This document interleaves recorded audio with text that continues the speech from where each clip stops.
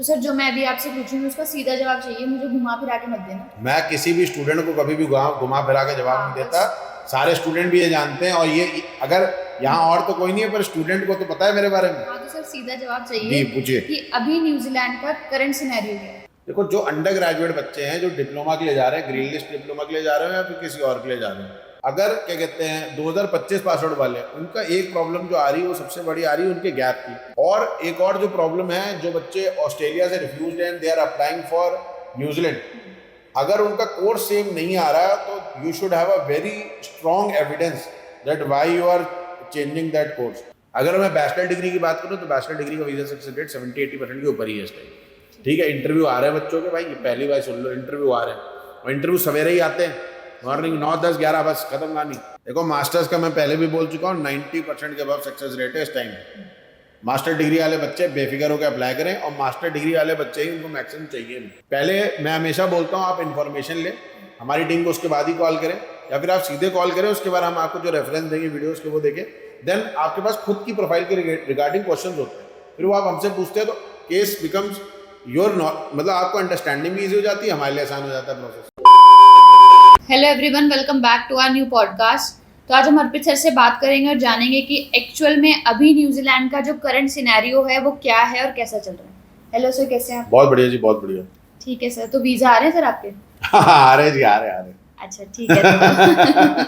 ऐसा नहीं है कि सिर्फ वीजा मेरे आ रहे हैं या फिर मेरे रिफ्यूजल भी आ रहे हैं, but overall scenario of New Zealand is positive. But ऐसा भी नहीं है कि सब बच्चों के वीजा ही आ रहे हैं, बट मैंने ये देखा है कि ओवरऑल जो बच्चे यूजी वाले बच्चे हैं, पीजी वाले बच्चे हैं, पीजी वालों का सक्सेस रेट बहुत ज़्यादा अच्छा है as compare to undergraduate student. ऐसा नहीं अंडर ग्रेजुएट के वीजे नहीं आ रहे हैं, but the ratio is less as compare to PG.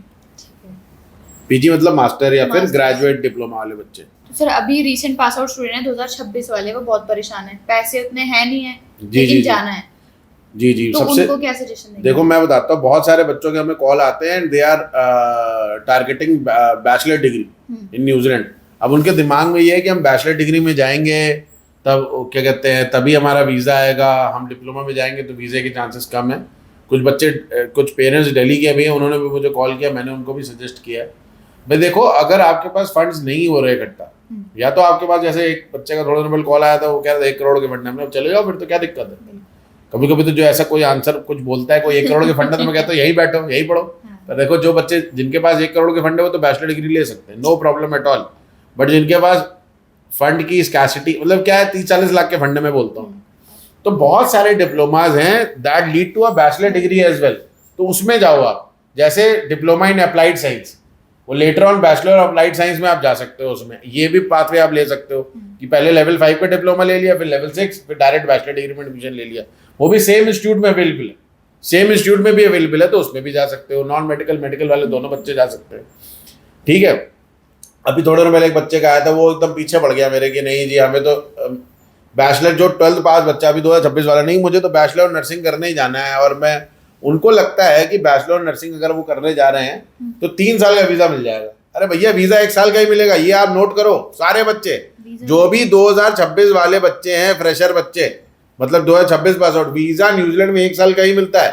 1 साल का कोर्स लो, 1.5 साल का लो, 2 साल का लो या 3 साल का लो, वीज़ा 1 साल का ही मिलेगा। तो भैया आप उस हिसाब की प्लानिंग करके जाओ जिससे आपकी जो वीज़ा चांसेस होता है वो ज़्यादा रहे। आपने लोन एक बड़े अमाउंट का ले लिया, अब मैं हमेशा बोलता हूँ लोगों को, जब भी आप एजुकेशन लोन ले रहे हो आपने ध्यान देना है कि भैया आपकी जो ITR है, कोशिश करें वो टैक्सेबल हो। ठीक है, मतलब जो आपका जो गारंटर हो उसकी जो ITR है वो टैक्सेबल हो। मैंने थोड़े दिनों पहले भी ये बोला था कि ITR फाइल करना और टैक्सेबल इनकम होना अलग अलग चीजें हैं। अगर कहीं बैंक वाला आपका कोई दोस्त हो, कोई CA हो, कोई जानने वाला, आप उससे पूछेंगे तो आपको समझ में आ जाएगा इसका डिफरेंस।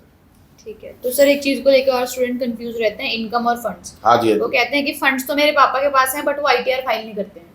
हाँ, ऐसे सिनेरियो में इनको क्लियर कर दीजिए कि इनकम अलग है, फंड्स अलग है। देखो इनकम और फंड अलग अलग चीज हैं, पर कहीं ना कहीं इंटररिलेटेड भी हैं, बट दोनों अलग अलग चीज हैं। इनकम पैरामीटर अपना अलग प्रूव करना पड़ेगा आपको। जैसे मैं थोड़ा मास्टर डिग्री वाले बच्चों को समझाया था, अगर आपके पास फंड अवेलेबल हैं तो अगर 1 साल की मास्टर डिग्री है तो आप कम की ITR भी होगी, 8-10 लाख की भी ITR होगी, तब भी काम चल जाए, कोई प्रॉब्लम ही नहीं है। बट आपके पास फंड भी कम है, आपने एजुकेशन लोन भी लिया है, फिर भी आईटीआर आपकी कम है, तो देन एट दैट मोमेंट ये एक पॉइंट आ जाता है वीज़ा ऑफिसर के दिमाग में कि भाई क्या कहते हैं बच्चे की आईटीआर कम है। वहाँ पे आपका एक मेजर पॉइंट है जिसमें आपने देखना अगर एजुकेशन लोन लेना है कि भाई चीज़ें सॉर्टेड हो वहाँ पे। ठीक है, तो अभी जो अपकमिंग इनटेक है हाँ जी, हाँ जी। कौन कौन से हैं सर? अपकमिंग तो देखो कई बच्चे डिप्लोमा जो लेंगे उनके लिए रोलिंग इनटेक भी अवेलेबल होते हैं, हर दूसरे तीसरे महीने होते हैं। अब हमारे जो साउथ के बच्चे हैं, उस्मानिया यूनिवर्सिटी हैदराबाद के बच्चे, बहुत बच्चे हैं जो हैदराबाद के हैं, उस्मानिया यूनिवर्सिटी में पढ़ते हो, हमें रेगुलर कॉल करते हैं, हमें बड़ा अच्छा लगता है उनसे इंटरेक्ट करके। मैं उनको अभी जितने भी उस्मानिया यूनिवर्सिटी के बच्चे ये वीडियो देख रहे हैं, मैं उनको बोलना चाहूँगा अगर आप हमारे थ्रू फाइल लगाते हैं, है ना, मैं फाइल में मौत डाल दूंगा। वहाँ बोलते मेरे दोस्त थे, जब मैं पढ़ाई करता था नागपुर में, तो मेरे कुछ दोस्त थे हैदराबाद के, तो मुझे मूवी भी दिखाया करते थे, अंग्रेज करके कल्ट मूवी है वहाँ की, कॉमेडी मूवी, इस्माइल भाई के पट्टे हैं करके है उसमें, तो अभी यार मुझे पता नहीं, फिर मैं वहीं घूम जाता हूँ। ठीक है, तो वो लोग भी अगर कांटेक्ट करते तो मैं उनको पूरे सजेशन देता हूँ कि अगर if you are targeting a university, then कुछ यूनिवर्सिटी के नवंबर इनटेक भी, otherwise February is the best option कि हमारे पास सफिशिएंट टाइम भी रहेगा फाइल लॉजमेंट के लिए, और क्या कहते हैं भाग दौड़ करके अप्लाई करने का कोई फायदा नहीं। और कई लोग ऐसे भी हैं जिनको मैं बोलना चाहूँगा जो किसी दिल्ली से हैं, देहरादून से हैं, लखनऊ से हैं, जयपुर से हैं, मुंबई पुणे से, वो भी हमें कांटेक्ट करते हैं। उनको भी बोलना चाहूँगा कई लोगों का गैप होता है बहुत ज़्यादा, 4-5 साल, 6 साल, 7 साल, 8 साल, गैप जस्टिफाइड होता है, एक्सेप्टेबल है।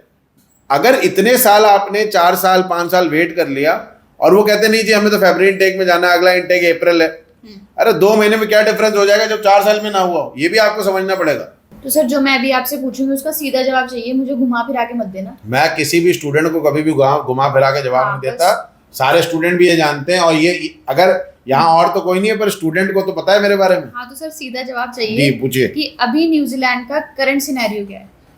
देखो अभी मैं पहले अंडर ग्रेजुएट पे आऊंगा, मास्टर डिग्री वालों को बाद में एंटरटेन करूंगा क्योंकि मास्टर डिग्री का थोड़ा सही चल रहा है मामला। देखो जो अंडर ग्रेजुएट बच्चे हैं जो डिप्लोमा के लिए जा रहे हैं, ग्रीन लिस्ट डिप्लोमा के लिए जा रहे हो या फिर किसी और के लिए जा रहे हो, ठीक है, उनका अगर क्या कहते हैं 2025 पास आउट वाले, उनका एक प्रॉब्लम जो आ रही है वो सबसे बड़ी आ रही है उनके गैप की। और एक और जो प्रॉब्लम है, जो बच्चे ऑस्ट्रेलिया से रिफ्यूज्ड हैं, they are applying for New Zealand, अगर उनका कोर्स सेम नहीं आ रहा तो you should have a very strong evidence that why you are changing that course. तो पहले तो ट्राई करो सेम कोर्स ले लो, अगर सेम कोर्स नहीं हो पा रहा है then you should opt for क्या कहते हैं नहीं then you should have a solid reference कि भाई आपने क्यों लिया, और ये बहुत मुश्किल भी नहीं है देना, दे भी सकते हो, थोड़ा बहुत सिमिलर होगा चल जाएगा। थोड़ा बहुत सिमिलर कोर्स देखो कोर्स का नाम सेम जरूरी नहीं है, क्रेडिट सेम होना चाहिए, पढ़ाई सेम होनी चाहिए, मॉड्यूल सेम होने चाहिए, अदरवाइज तुम्हारे पास एक रीजन होना चाहिए भाई क्यों चेंज कर रहे हो। अगर मैं बैचलर डिग्री की बात करूँ तो बैचलर डिग्री का वीजा सक्सेस रेट 70-80% के ऊपर ही है इस टाइम। ठीक है, इंटरव्यू आ रहे हैं बच्चों के, भाई ये पहली बार सुन लो, इंटरव्यू आ रहे हैं और इंटरव्यू सवेरे ही आते हैं, मॉर्निंग 9, 10, 11 बस खत्म कहानी, जल्दी रात को सोया करो, जल्दी उठा करो। ठीक है, अब मैं आता हूँ सीधी बात मास्टर्स। देखो मास्टर्स का मैं पहले भी बोल चुका हूँ 90% के अबव सक्सेस रेट है इस टाइम पे। मास्टर डिग्री वाले बच्चे बेफिक्र होकर अप्लाई करें, और मास्टर डिग्री वाले बच्चे ही उनको मैक्सिमम चाहिए भी, है ना, तो भैया उसमें खुल के अप्लाई करो, कहीं से भी हो।